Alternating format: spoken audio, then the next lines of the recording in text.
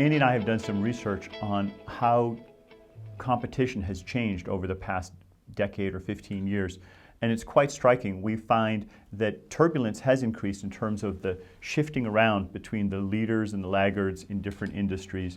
It's harder and harder to stay on top or even to maintain your position at second, third, or fourth place.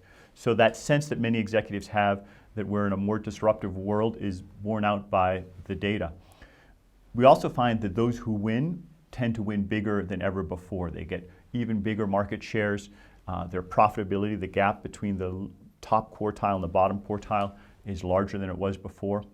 Now, those characteristics were common in many digital industries like software and internet companies, but what we're finding, interestingly, is that they're affecting more and more of the economy as really every company becomes a digital company. There are already more digital phone subscriptions than there are people right now on the planet. Most of those phones are very primitive devices. You can't really use it like you'd use a computer or a full-fledged tablet. Wait a couple more years, honestly, just a couple more years, as Moore's law continues to work its magic.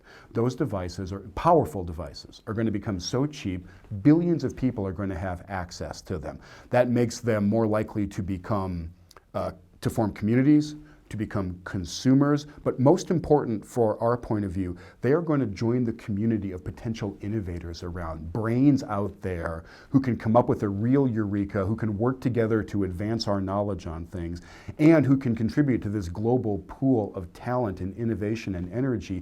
We've never ever been there before. The number of people who are honestly contributing to solve the world's problems has been largely limited to the Western, industrialized, educated elite.